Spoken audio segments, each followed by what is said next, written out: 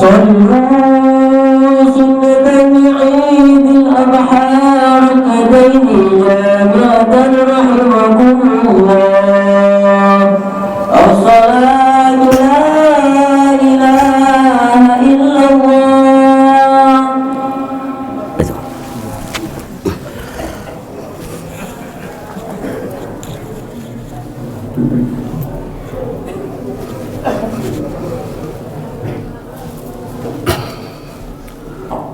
Sof yang lurus, yang rapat, yang belakang ke depan. Wa syukran.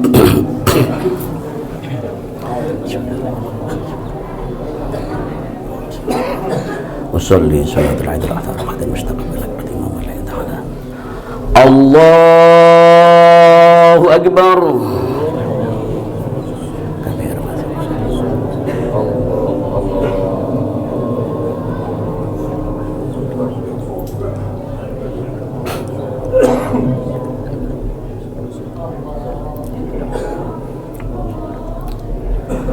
Allahu akbar.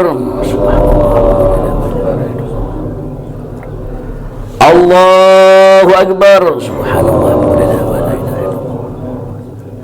Allahu akbar. Subhanallah wa la ilaha illallah. Allahu akbar. Subhanallah wa la ilaha illallah. Allahu akbar. Subhanallah wa la ilaha illallah. Allahu akbar. Subhanallah wa la ilaha illallah. Allahu akbar.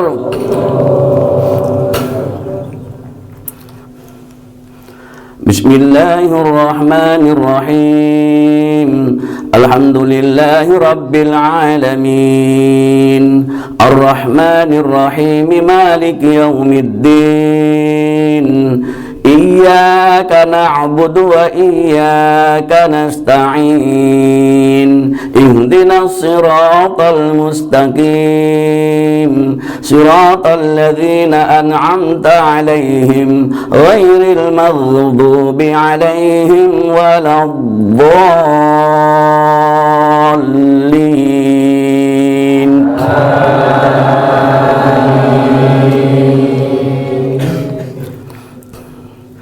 Bismillahirrahmanirrahim. Sabbihisma rabbikal a'la. Alladzi khalaqa fasawwa walladzi qaddara fahada walladzi akhrajal mar'a faj'alahu ghutha'an ahwa. Sanuqri'uka fala tansa illa ma syaa Allah. Innahu ya'lamul jahra wa ma yakhfa. Wa nuyassiruka lil yusra fadhakkir in nafa'atiz dhikra. Sayadhakkaru man yakhsha wa يتجنبها الأشقى الذي يصلى النار الكبرى ثم لا يموت فيها ولا يحيا قد أفلح من تزكى وذكر اسم ربه فصلى بل تؤثرون الحياة الدنيا والآخرة خير وأبقى إن هذا لفي الصحف الأولى صحف إبراهيم وموسى. Allahu akbar.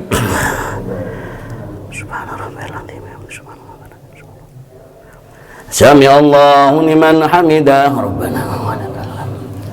Allahu akbar. Subhana rabbiyal a'la. Allahu akbar. Allahu akbar. Subhana rabbiyal a'la.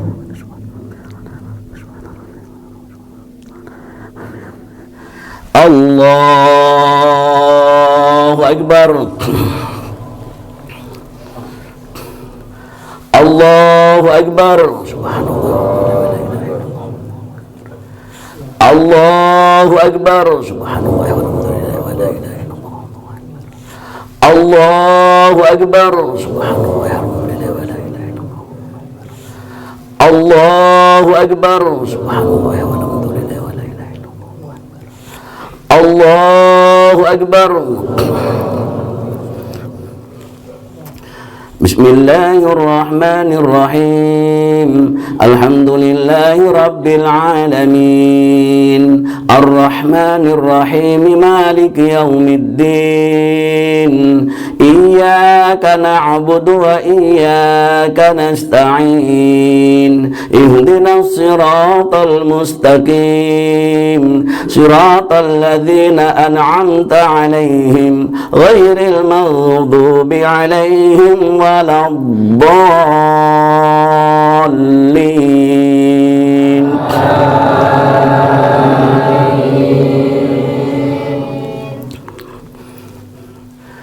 الله الرحمن الرحيم.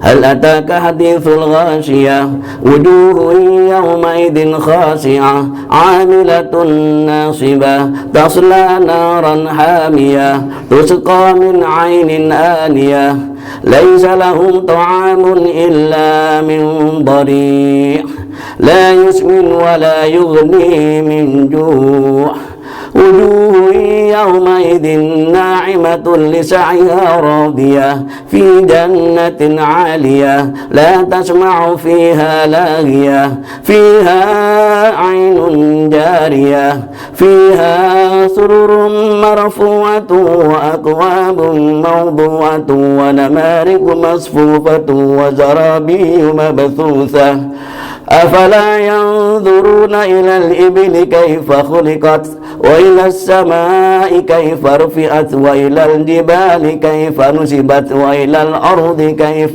سطحت فذكر إنما أنت مذكر لست عليهم بمسيطر إلا من تولى وكفر فيعذبه الله العذاب الأكبر إن إلينا إيابهم ثم إن علينا حسابهم. الله أكبر.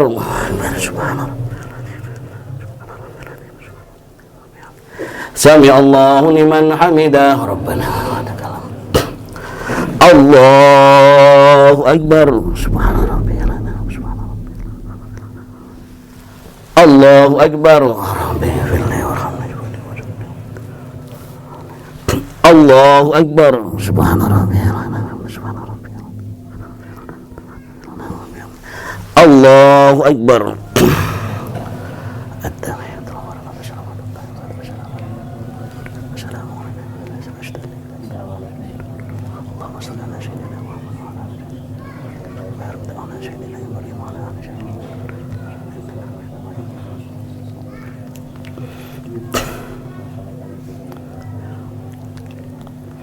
Assalamualaikum warahmatullahi. Assalamualaikum warahmatullahi.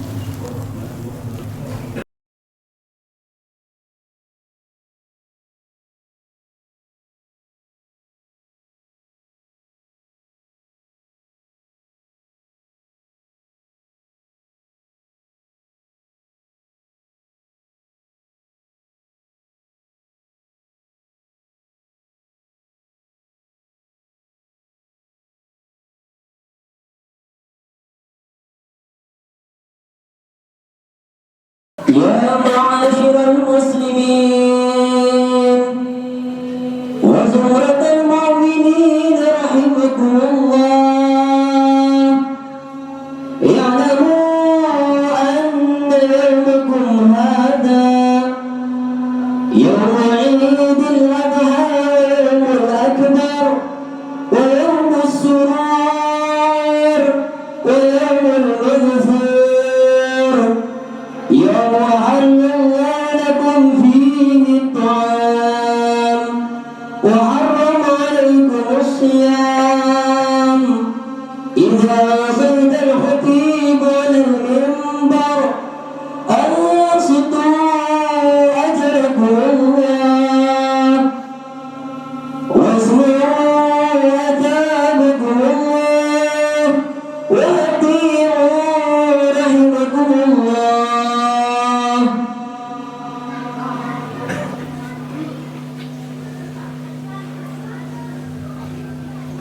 اللهم صل على محمد. اللهم صل على سيدنا محمد. اللهم صل على سيدنا ومولانا محمد.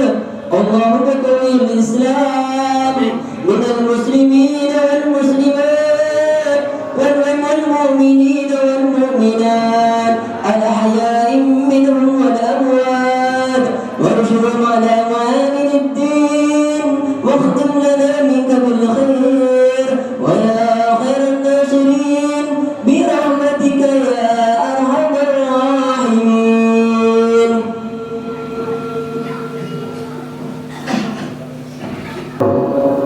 الله أكبر.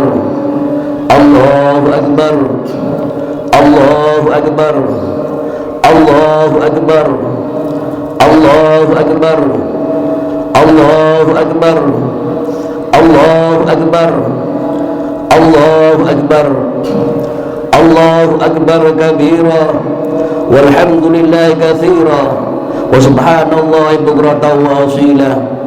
Allahu Akbar, kullama haramu minal miqat, wa kullama labbu nazila fil hasanat, wa kullama dakhulu fi hajj Makkah wa dzikra rahabat, wa kullama tafu bil baitil atiq wa dzikra aswat bid da'awat, wa kullama sawbana as-safa wal marwah wa dzikra masyair mufaddalat, wa kullama waqafu hadina bi arafat, wa kullama batu bi Muzdalifah wa afadu ila Mina wa ramatin tilkal jamarat.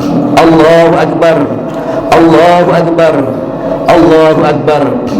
Alhamdulillah alladzi khalaqa adama min salsalin kal fakhar wa hada bi jiwarihi wa lahu malaikatu musawwirin al-adhar fasajadu illa iblis aba fabala fil la'nat bil la'd was sarar. Ahmaduhu subhanahu wa ta'ala alam al-wizar wa asyhadu an la ilaha illallah wahdahu la syarika lah tauhidan kama syahada li nafsihi faqala innani ana Allah la ilaha illa ana fa'budni wa asyhadu anna sayyidana Muhammadan abduhu wa rasuluh afdal man shalla wa nahar wa hajja wa atamar wa wafa bi arafa wa atamar nabiyyuna sallallahu ta'ala wa sabr utma yaumal fasihil akbar nabiyyuna ghafarallahu lahu ma taqaddama wa ta'akhkhar sallallahu ala sayyidina Muhammadin wa ala alihi wa sahbihi alladhina radhiyallahu anhum bid-darr wal akhir. Allahu Akbar, Allahu Akbar, Allahu Akbar. Amma ba'd, wa usikum bi taqwallah faqad fazal muttaqun. Faqad qala Allah Ta'ala ya ayyuhalladzina amanu ittaqullaha haqqa tuqatih wa la tamutunna illa wa antum muslimun. Ma'asyiral muslimin hafizakumullah. Mari kita tingkatkan ketaatan kita kepada Allah Subhanahu wa taala dengan cara menjalankan perintah Allah dan menjauhi semua larangannya. Karena dengan bertakwa kita akan mendapatkan kebahagiaan dunia dan akhirat. Ma'asyiral muslimin hafizakumullah. Hari Raya Idul Adha adalah salah satu dari hari raya milik umat Islam. Kedua hari tersebut dirayakan dengan saling memberi dan menghidangkan makanan, sehingga berpuasa pada waktu itu adalah dilarang secara syar'i. Ada kegembiraan umat Islam di sana. Ada pula gerakan ekonomi sosial yaitu zakat dan kurban.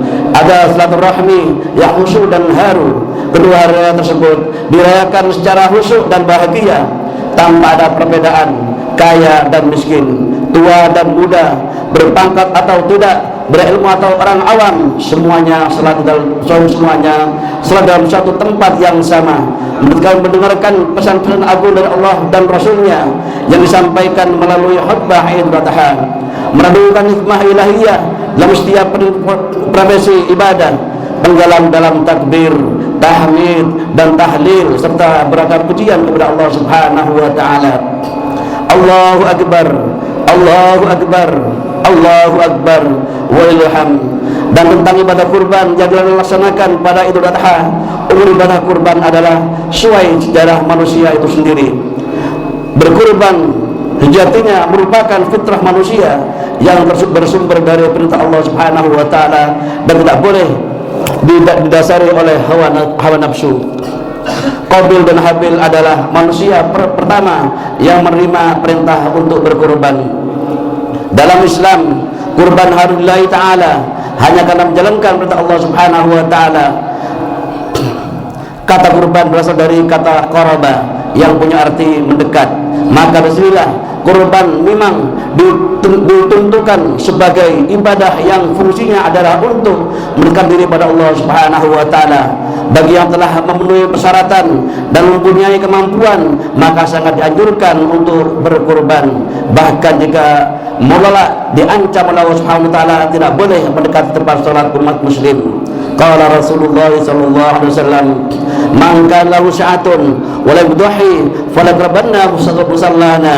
Rasulullah sallallahu alaihi wasallam bersabda, barang siapa yang mempunyai keluasan rezeki dan tidak mau berkorban, maka janganlah mendekat tempat salat kita. Generasi selanjutnya, Nabi Ibrahim alaihissalam juga berkorban. Bahkan perintah Allah datang melalui mimpi.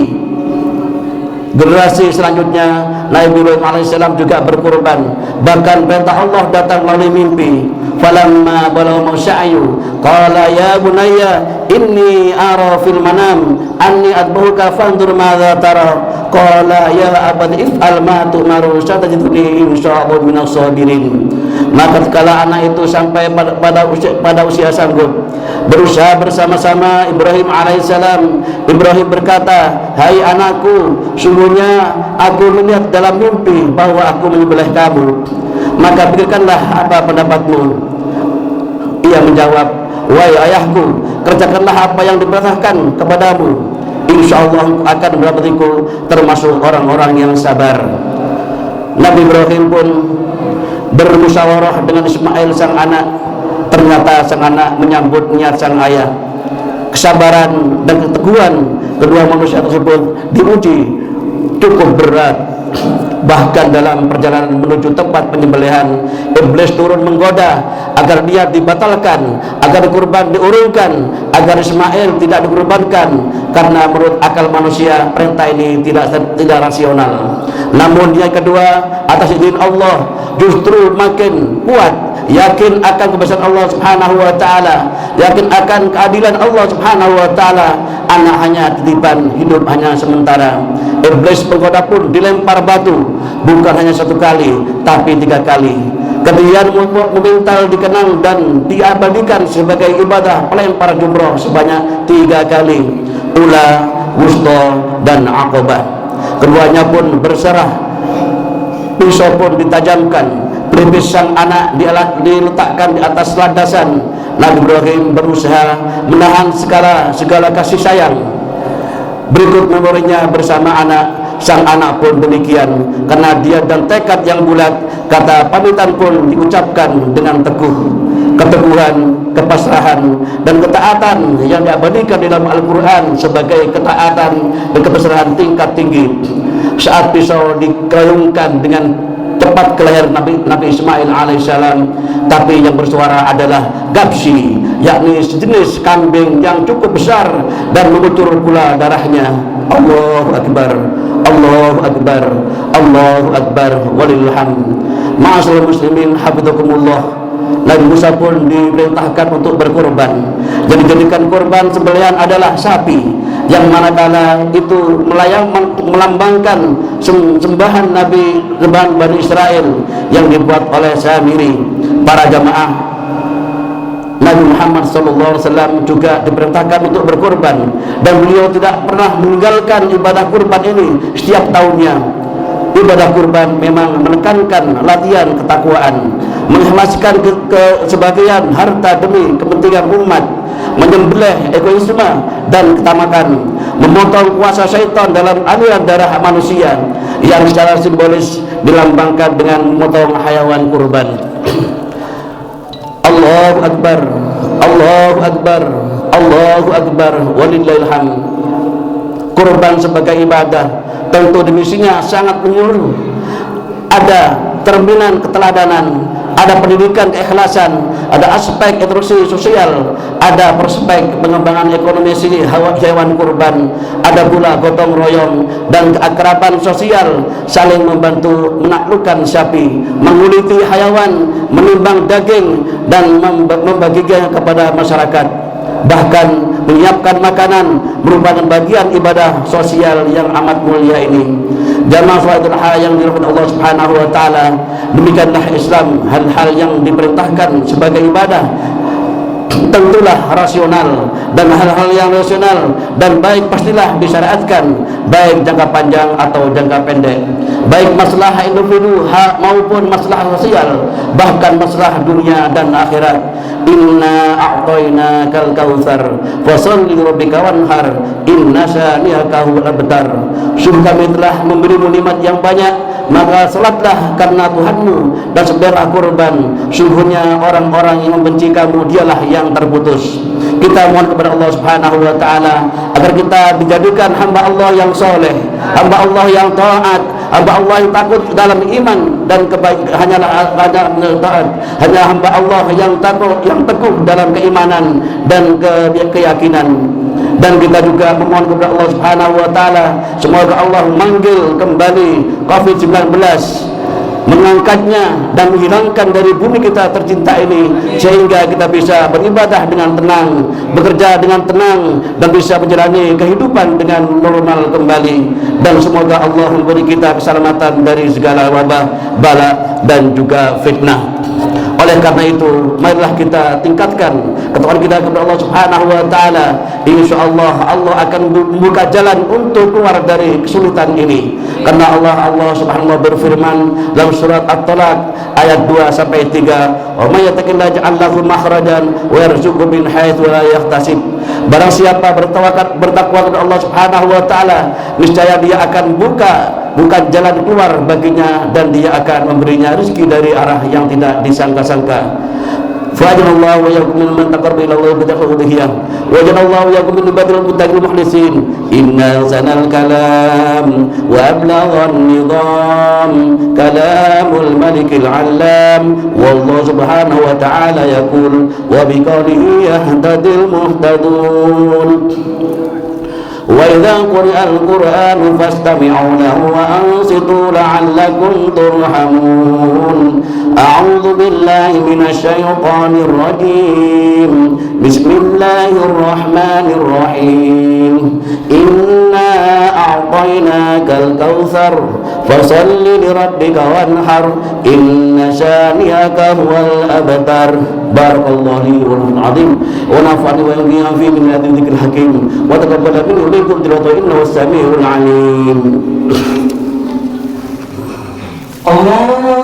اللهم صل على سيدنا محمد وعلى آل سيدنا ومولانا محمد.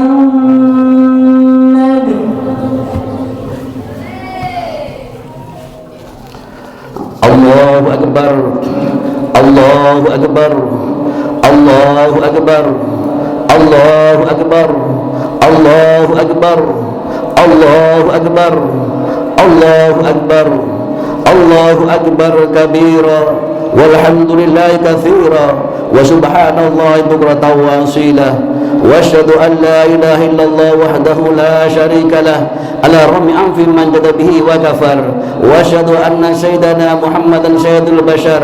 اللهم صل وسلم على سيدنا محمد وعلى آله وصحبه سادة الغرار.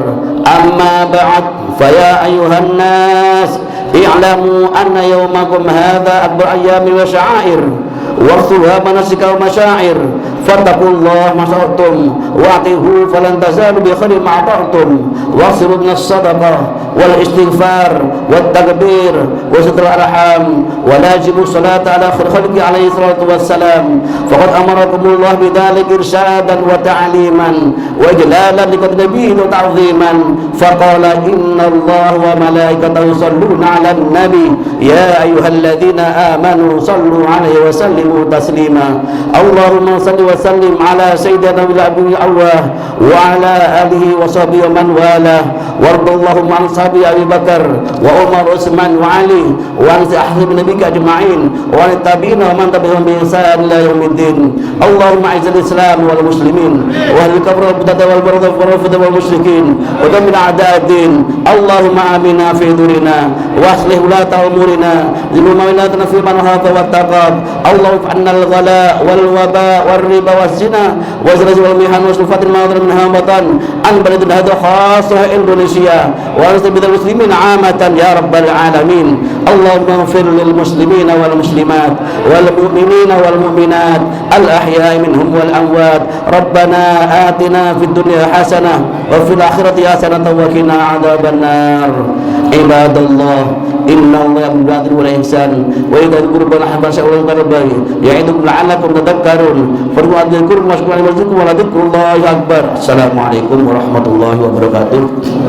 Saya sebagai ketua masjid Lakar selesai, saya bangun Ki Hamid sareng Mas selesai. Alhamdulillah hari ini masih selesai dapat kurban sapi 2 ekor, kambing 2 ekor. Sapi yang pertama yaitu kurban dari Bapak Fatuhur Rahman dari Jakarta, dan yang kedua yaitu sapi sapi 1 ekor dari Ibu Lulu Ubaidillah dari Jakarta, dan kambing 2 ekor yaitu dari Ibu Tomo atau Umi Salamah dari Malang, itu mertuanya Haji Mugar. Semoga semua yang kurban di masjid atau di pondok dikumpulkan sama Kiai Halil bin Wahab bin Umar Pasuruan sangat amal kemaliki sekaligus kumpul sama Rasulullah sallallahu alaihi wasallam. Dan alhamdulillah ketua panitia kurban yaitu Bapak Abdul Rasid, semoga penyembelihan kurban dan pembagian semoga lancar dan barokah. Hada min wafumikum. Assalamualaikum warahmatullahi wabarakatuh.